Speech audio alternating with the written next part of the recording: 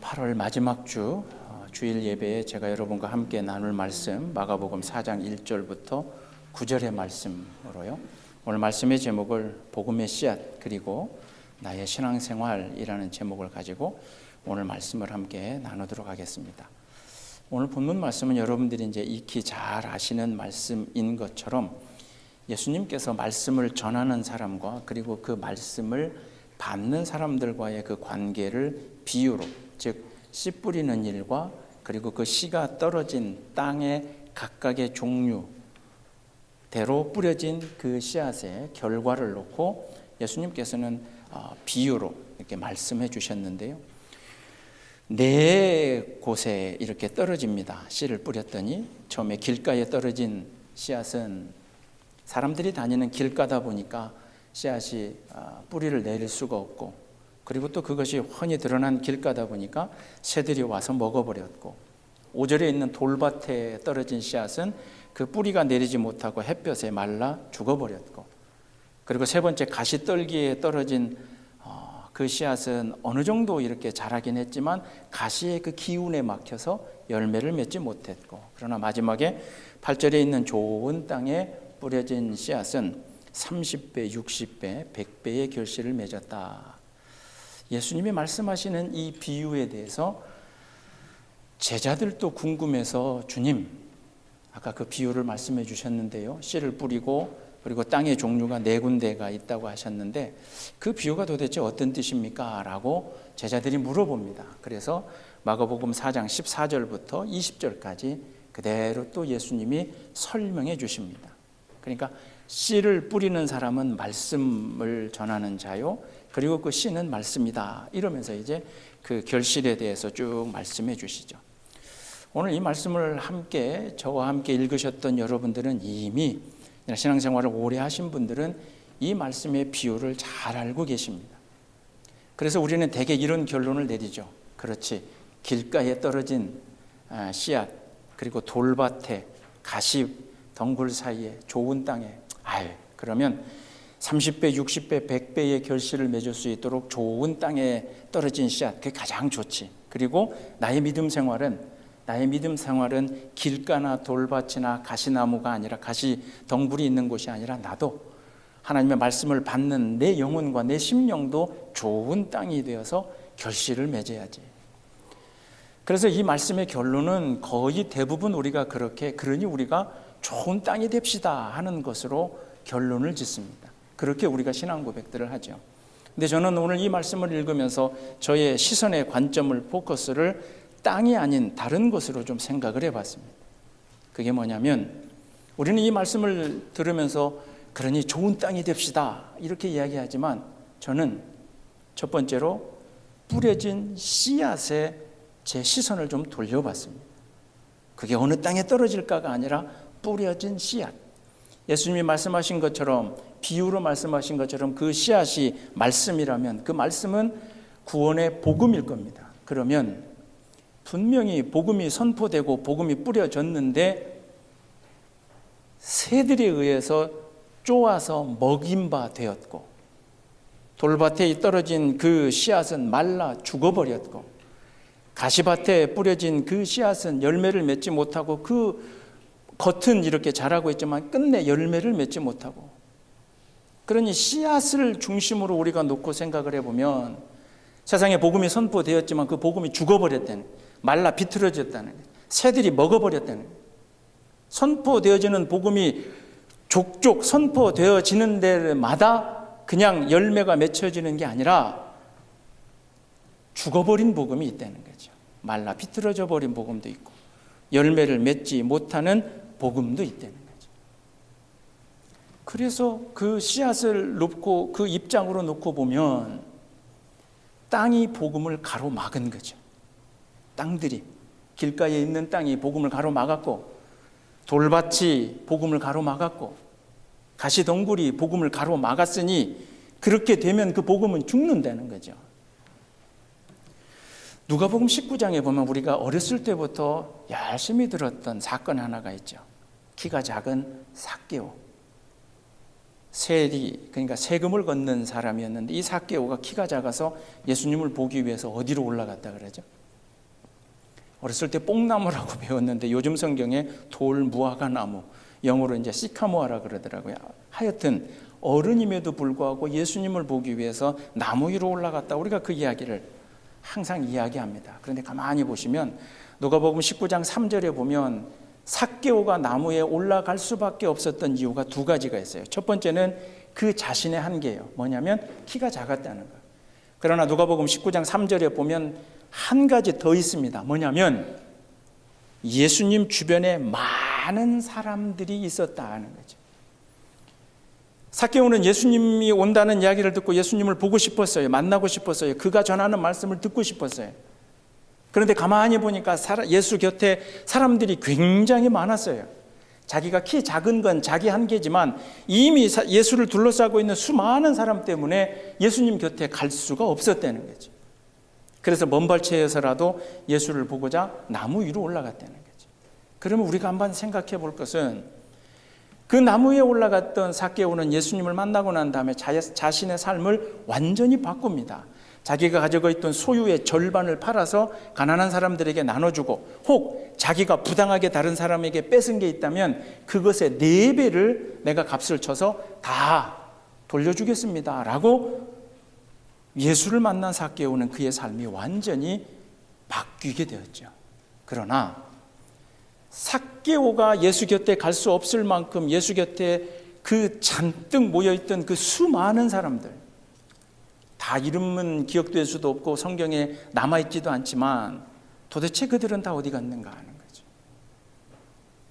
도대체 그들은 나중에 예수 그리스도가 십자가에 못 박히게 되는 그 순간에 예루살렘에 들어올 때는 호산나 다윗의 자손이여 찬송했지만, 우리의 임금이 오셨다 했지만, 그가 십자가에 죽는 모습에서는 서로 같이 낄낄대고 손가락질대고 아무도 예수 곁에 남는 사람이 단 한 사람도 없었다는 거죠. 저는 그래서 그 삭개오 사건은 예수 그리스도를 가로막은 사람들, 그러나 그것을 가로막혀 있는 그 예수라도 바라보겠다고 했던 삭개오의 신앙의 고백의 사건이다. 저는 그렇게 바라보고 싶습니다. 무슨 얘기냐면, 나로 인해 혹시 예수 그리스도의 복음이 가려지는 것은 아닌가. 오늘 이 시대 21세기의 교회가, 세상에서 돌아가는 이 교회의 모습을 보시고 여러분들도 다 아시겠지만, 이제 누군가에게 가서 예수의 이름을 전하고 복음을 전하고 누군가를 영혼을 전도하러 데려오는 일 굉장히 어려워졌을 뿐 아니라 이미 그 예수의 이름을 모르는 사람이 없을 정도가 되어 있습니다. 지금의 문제는 내가 그 복음을 가리고 있는 것은 아닌가.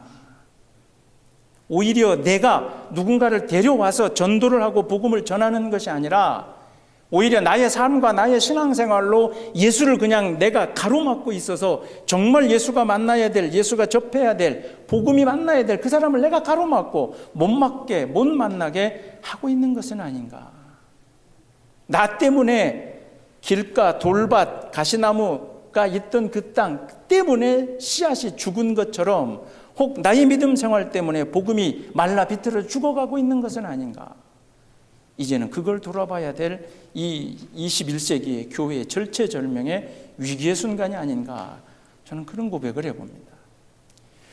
지난 6월 3일 날, 이제 우리가 미국에 계시니까 여러분들은 잘 모르셨겠지만, 지난 6월 3일 날 서울 상암동 그 월드컵 경기장에 크리스찬이 한 10만 명이 모였습니다.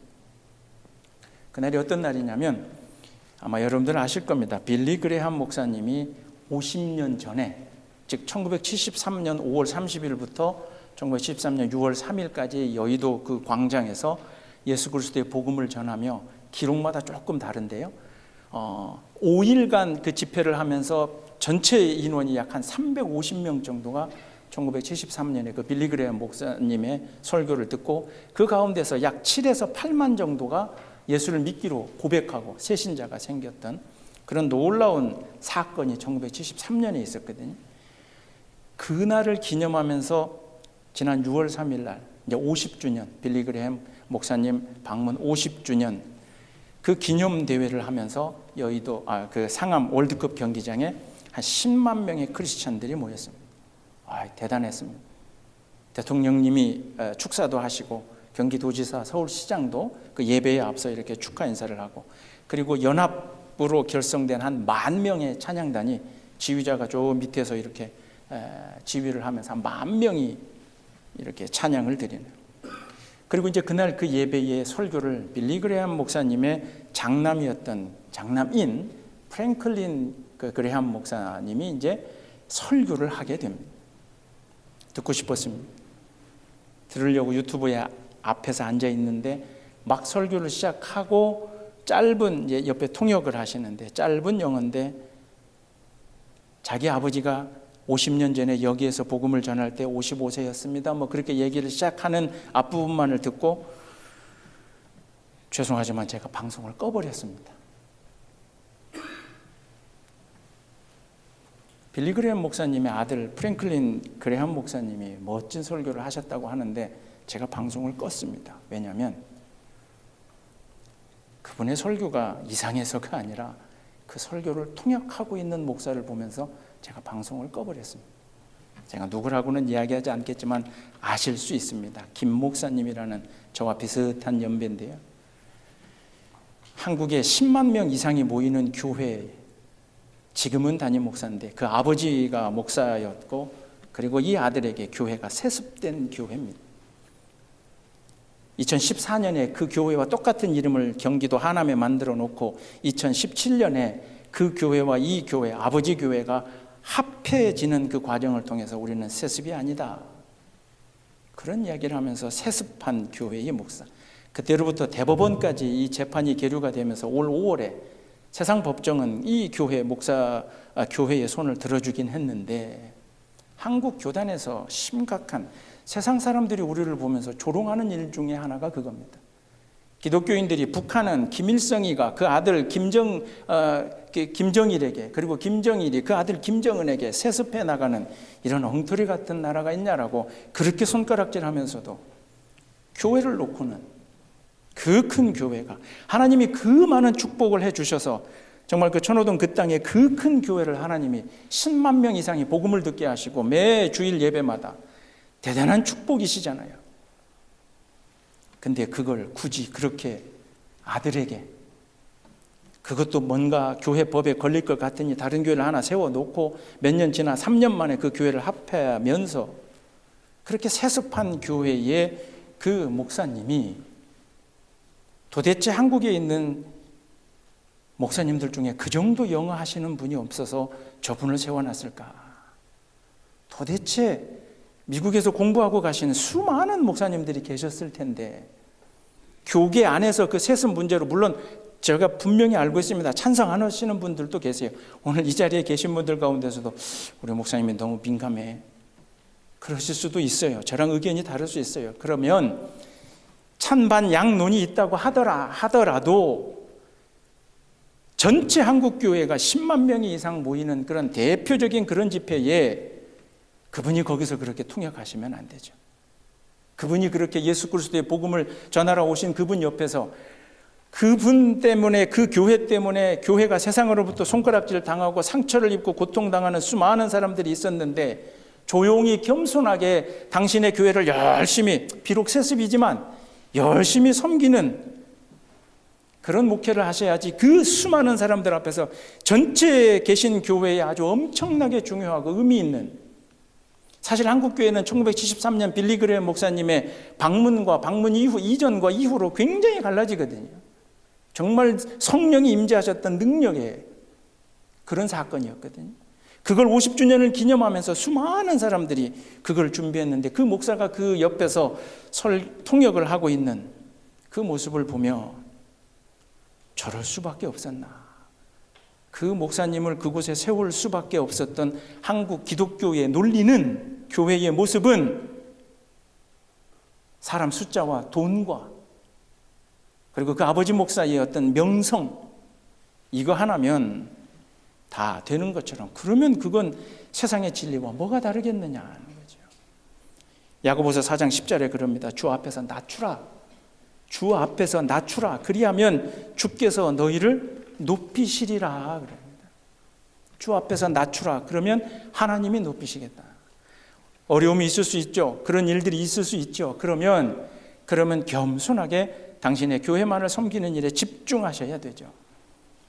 바로 그런 모습이 그런 모습이 복음을 가로막는 모습입니다.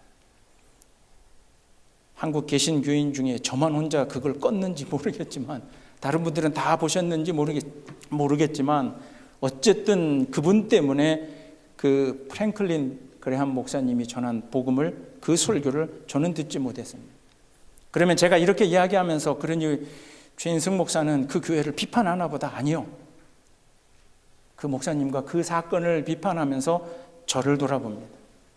저는 그렇게 기도합니다. 주님, 복음을 가로막는 자가 되지 않게 하소서. 제 간절한 기도입니다. 특히나 목사로 인해서, 저로 인해 복음의 기쁨을, 그 구원의 기쁜 소식을 듣지도 누리지도 못하는 단 한 명의 영혼이라도 있다면 그 모든 책임을 하나님 저에게 물으소서. 하나님의 살아계심을 믿고 고백하며 입술로 허튼 이야기를 하지 않고,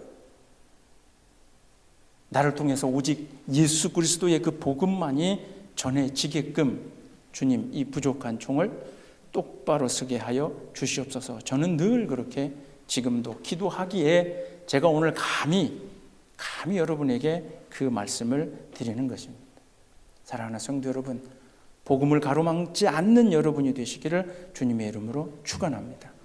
한 영혼을 가서 전도해서 데려다가 앉혀 놓지는 못할 망정, 내 삶으로 인해서, 내 언행으로 인해서, 내 신앙생활의 모습으로 인해서 이 시대에 우리는 교회가 오히려 예수 그리스도의 복음을, 그 뿌려진 씨앗을 우리가 가로막고 있으면 새들이 쪼아먹든 햇볕에 말라 비틀어 죽든 가시에 찔려서 열매를 맺지 못하던 그 복음은, 그 말씀은, 그 씨앗은 죽을 수밖에 없다는 것입니다.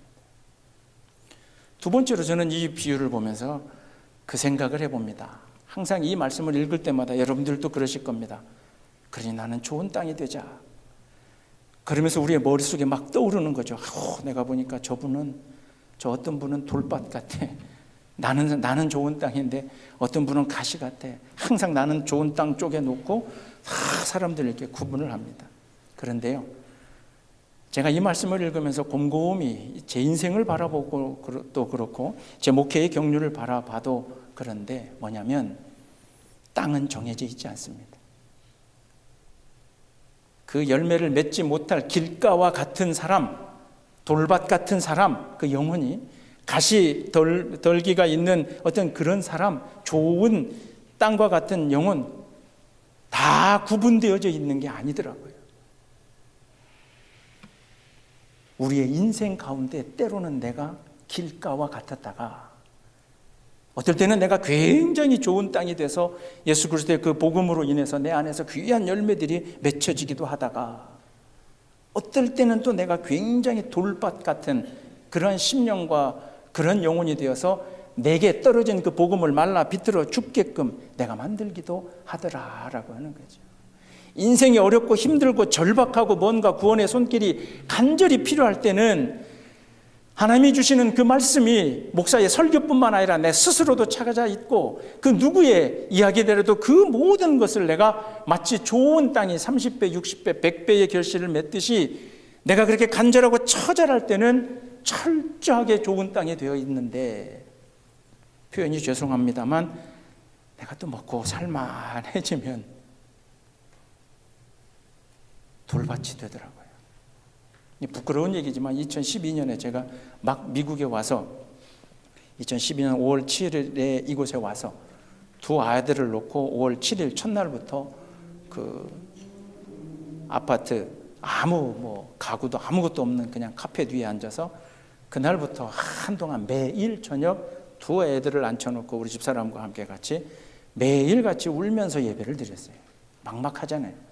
고등학교 갈 녀석과 이제 초등학교 갈 녀석, 그리고 우리 집사람은 미국 간호사 라이센스가 있는 것도 아니고 영어 실력을 보아하니 참 답답하고, 저 또한 이곳에서 이제 뭘 어떻게 살아갈지 앞길이 캄캄히 보이지 않을 때는, 그때는 매일 저녁 저 두 아이를 같이 놓고 눈물로 우리가 한동안 그렇게 가족 예배를 매일 같이 드렸어요.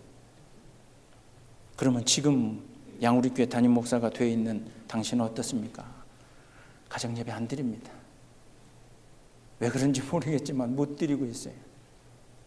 먹고 살만해진 거죠. 할만해진 거죠. 예수의 그 복음이 하나님의 앞에 엎드리고 기도하는 그 간절함이 나에게서 조금씩 사라져가고 있더라.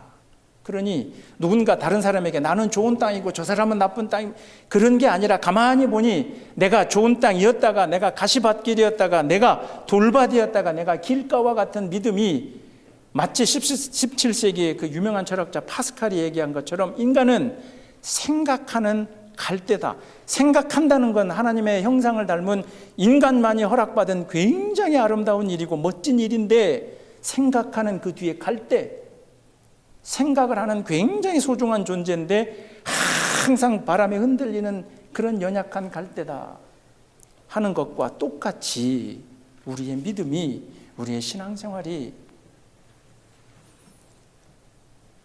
그렇게 절박할 때는 하나님 앞에 매달렸다가 때로는 하나님의 그 말씀과 그 복음보다는 내 생각과 내 판단과 내 의지와 내 모든 것이 그 복음보다 앞서서 오히려 내게 하나님이 심어주신 그 씨앗을 말라 비틀어 죽게 되도록 놔두는 그러한 모습이 우리 각자에게도 있더라는 거죠.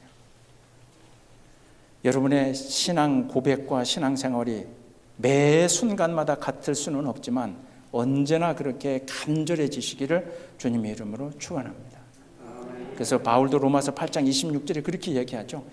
이와 같이 성령도 우리의 연약함을 도우시나니 우리가 마땅히 기도할 바를 알지 못하지만 그러나 성령님이 말할 수 없는 탄식으로 우리를 기도하게끔 우리를 위해 친히 간구하신다.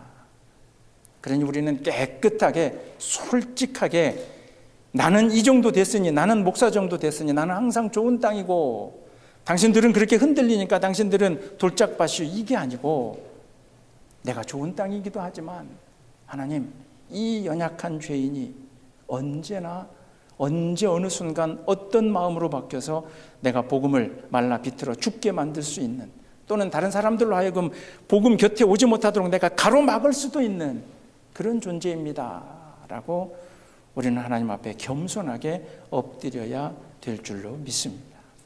사실은 오늘 이 씨 뿌리는 비유는 예수님이 살았던 이 시대 팔레스타인에서 이 사람들이 어떻게 농사를 지었는가 그 배경을 조금 더 알아야 이 말씀이 이해가 훨씬 되는데요. 우리는 농사 지을 때 그러잖아요. 그게 밭농사가 논농사는 놔두고 밭에서 뭔가 씨앗을 뿌리려 그러면 우리는 먼저 땅을 다 뒤집어 엎잖아요. 뒤집어 엎고 잘 고르고 난 다음에 이랑이라는 걸 만들죠. 이렇게 그 골짜기 같이 두툼하게 그래 놓고 그 위에다 이렇게 씨를 뿌리잖아요. 예수님 시대에 이 팔레스타인 땅에서 씨 뿌리는 사람은 어떤 모습이었냐면 앞치마 같은 것을 입고 그 앞치마 같은 것 앞에다가 씨를 잔뜩 담고 한 손에는 그 앞치마 같은 이 앞자락을 잡고 한 손으로는 씨앗을 주먹을 쥐고 그냥 막 흩뿌립니다. 그러니까 저기는 좋은 땅이니까 저기다 뿌려야지가 아니라 그저 그냥 이 씨앗을 먼저 아무 곳에나 던져놓고 그리고 난 다음에 우리와 반대로 거꾸로 그 땅을 이렇게 한 번씩 뒤집어 놓고, 그러니 그게 들어가서 견딜 수 있는 씨앗은 살아나는 것이고 그렇지 않는 씨앗은 죽었다 하는 거죠.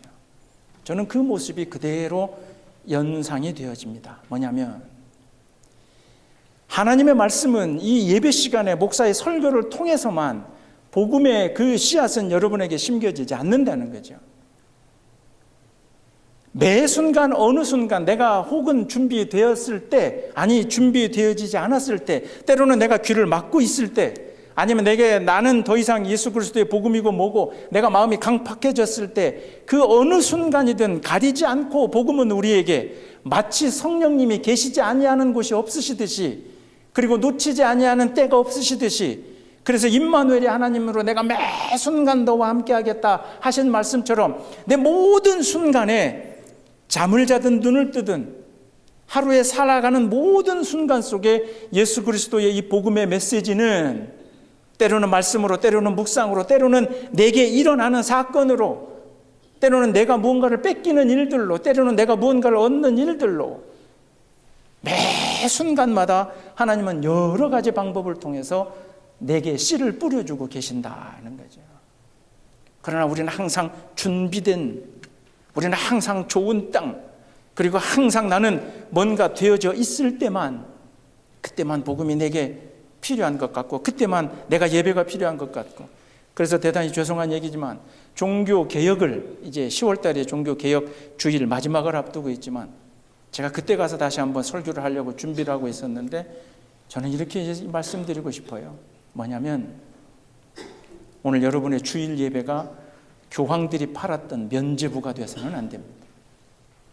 주일 예배 참석했다는 것 그것만으로 내 신앙을 다 지켰다라고 이야기하는 순간 이 예배가 끝나고 나가면서도 내 귀에다 대고 마음에 대고 내 삶에서 하나님이 끊임없이 말씀해 주시는 그 복음의 씨앗은 전혀 내가 받아듣지도 못하고 껴안지도 못하고 내가 내팽겨쳐 버릴 수도 있다는 거죠. 예수 그리스도의 복음이 여러 가지 형태로 여러 가지 순간에 여러분에게 임하고 있음을 고백하시기를 주님의 이름으로 축원합니다. 때로는 그것이 굉장히 당장 일어날 일 같고 당장 뭔가 효과가 있어야 될 것 같지만 굉장히 긴 시간을 요구하는 복음의 씨앗도 있습니다. 우리가 목요일 날마다 지난주에 이제 드디어 창세기 50장까지를 마쳤습니다. 창세기 50장에 보면 출애굽을 앞두고 요셉이 마지막에 죽으면서 50장 25절에 그렇게 얘기합니다. 요셉이 세상을 떠나면서 자기 형제들과 자식들에게 내가 이렇게 이제 죽는데 하나님께서 반드시 우리 백성을 하나님의 백성을 약속해 주신 그 땅으로 우리를 인도해 주실 것이니 그때 너희들이 그 땅에 갈 때 내 해골을 내 뼈를 가지고 올라가라. 마치 몇 년 안에 이루어질 일인 것 같았지만 요셉의 해골이 애굽을 나가게 되었던 때는 요셉이 죽은 때로부터 약 430년 뒤에야 그 일이 일어났습니다. 그래서 출애굽기 13장 19절에 모세가 요셉의 해골을 가지고 나갔더라 하는 것이 기록되어 있으니 출애굽의 사건을 놓고 보면 요셉이 지금 마치 이야기할 때는 그 형제들과 죽음을 앞두고 형제들과 자녀들의 자식들에게 내가 죽으면 하나님께서 반드시 우리를 인도해 주실 것이니 내 해골을 그때 꼭 데리고 가. 금방 일어난 일 같았지만 430년 뒤에 몇 대의 세대가 지나간 뒤에 그때서야 모세가 요셉의 해골을 들고 출애굽을 했다. 우리 장로님과 우리 송은혜 권사님 비롯한 몇몇 분들이 목사도 이거 잘 몰랐던 내용을 창세기에서 찾아주신 내용입니다. 제가 그 메시지를 묵상하면서 그렇게 생각이 되더라고요. 예수 그리스도의 복음의 씨앗이 우리들에게 심기워질 때 그리고 그 복음이 씨앗으로 심기워진 그 열매가 맺어지는 그 순간은 때로는 어찌 보면 내 세대에 내가 죽기 전에 뭔가 바라보지 못하는 그 열매 그러나 저 몇 대에 걸쳐서 내 후손에 가서라도 그 복음의 씨앗은 하나님께서 언젠가 반드시 맺어주실 거다라고 하는 그런 믿음을 가지고 때를 얻지 못하든지 내가 언제나 늘 하나님의 말씀을 받아야 되겠다는 때로는 그 복음이 듣기 싫고 때로는 내가 지금 이렇게 잘 되고 있는데 밝은 대낮에 환한 빛 가운데 있는데 뭔가 자꾸 왜 어둠이 오겠다고 하나님은 나에게 그런 메시지를 주시나 하는 그 순간에도 그것이 우리에게 생명을 살리는 영혼을 구원하는 거룩한 복음이라면 그 씨앗을 꼭 껴안고 받아 안으시는 여러분이 되시기를 주님의 이름으로 축원합니다. 좋을 때만 되어져 갈 때만 그때만 복음이 우리에게 전해져 오는 것이 아니다는 거죠. 마지막으로는 8절에 기록되어져 있는 것처럼 좋은 땅에 심겨진 씨앗이 60배, 30배, 60배, 100배의 결실을 맺었다. 도대체 이 결실이 무엇일까? 저는 그런 고백을 해봅니다. 언뜻 겉으로 보면 그렇지. 복음의 씨앗이 맺혀서 결실이 이렇게 맺어졌으니 그렇지. 열심히 해서 교인의 숫자가 사람의 숫자가 내가 전도한 자들의 숫자가 이렇게 뭔가 하여튼 숫자로 카운트 할 수 있는 세볼 수 있는 어떤 그런 열매. 근데 저는 30배, 60배, 100배의 결실을 이렇게 고백하고 싶습니다. 여러분이 좋은 땅과 같은 심령이 되어서 예수 그리스도의 그 복음의 씨앗을 잘 여러분들이 받아 안으셨다면 그렇지 못한 사람보다 여러분들은 30배, 60배, 100배 더 하나님께 묶여 있는 존재가 될 거다. 30배, 60배, 100배 양쪽으로 늘어나는 어떤 눈으로 보고 그걸 숫자로 셀 수 있는 그런 믿음의 성장이 아니라 30배, 60배, 60배, 100배의 결실은 그만큼 더 내가 하나님 앞에 꽁꽁 묶인 채로, 그만큼 더 내가 하나님 앞에 완전히 엎드린 채로, 다른 사람들은 대충 묶여 있어서 때로는 하나님을 등지고 왔다 갔다 할지 모르지만, 그러나 나는 완전히 100배라면 꼼짝달싹 못하게 하나님 곁에만 내가 묶여 있어서 아무것도 하지 못할, 그래서 세상 사람들은 나를 보며 바보라고 손가락질 할지 모르지만 그것이 오히려 나에게는 은혜가 되고 감사함이 되어서 내가 하나님 앞에 완전히, 그래서 나와 하나님이 구분되어지 않을 만큼 꽁꽁 묶여 있는 게 저는 100배의 결실이라, 그렇게 고백하고 싶습니다. 여러분의 믿음이 그런 믿음과 신앙의 고백이 되시기를 주님의 이름으로 축원합니다. 분명히 씨앗은 생명이 담겨져 있는 것입니다. 분명히 그 씨앗은 반드시 살아야 됩니다. 그러나 혹 나로 인해 그 씨앗이 가로막히거나, 나로 인해 그 씨앗이, 복음의 씨앗이 연약해지거나, 나로 인해 그 복음의 씨앗이 아무런 결실을 맺지 못하게 된다면 나중에 하나님께 돌아가서 우리는 그 앞에서 반드시 이 모든 일에 죄를 물어야 될 것이다. 저는 그렇게 고백하고 있습니다. 복음을 가로막거나 죽이는 신앙생활이 되지 않기를 주님의 이름으로 축원합니다. 때로는 길가와 돌밭과 가시밭, 그러나 가장 많은 시간 동안 좋은 땅의 심령이 되시기를 바랍니다. 복음은 내 모든 순간에, 내 인생의 쾌락의 순간, 즐거움의 순간, 기쁨과 행복함, 모든 것이 다 잘 되는 순간뿐 아니라 가장 처절한 순간, 그 모든 순간에 복음은 나에게 메시지로, 하나님의 손길로 언제나 나에게 오고 있으니, 여러분 귓가에 들리시는, 마음에 전해지시는 그 복음의 거룩한 씨앗을 힘드시더라도, 어렵고 굉장히 아프시더라도 그 씨앗의 결실을 통해서 오히려 여러분은 하나님께 더 꽁꽁 묶여 나가는 그러한 100배의 결실을 맺는 우리 양우리 교회 성도님들이 되시기를 주님의 이름으로 축원합니다. 기도하겠습니다. 주님 감사합니다. 씨 뿌리는 자의 비유를 통해서 언제나 저희들, 그래 나는 좋은 땅이다 스스로 그렇게 생각해 왔지만 교만하지 않게 하여 주시옵소서. 내 안에 길가도 있고 돌밭도 있고 내 안에 가시덤불도 있었으며 아주 작은 시간, 때로는 좋은 땅이었음을 저희들 스스로 겸손하게 고백하게 하여 주시옵고, 다만 바라고 원하 없는 것은 복음의 씨앗을 가로막는 자가 되지 않게 하여 주시옵소서. 복음의 씨앗을 죽이는 자가 되지 않게 하여 주시옵소서. 죽어가는 복음의 씨앗을 가만히 바라보는 어리석은 자들이 되지 않게 하여 주시옵고, 그 모든 일들을 세상의 어떤 일보다도 가장 소중한 일로 여기며 그 씨앗을 품어내기 위해 내 모든 것을 쏟아 부을 수 있는 거룩한 양우리 교회와 우리 성도들이 되게 하여 주실 줄 믿으며 이 모든 말씀 예수님 이름으로 기도드리옵나이다. 아멘.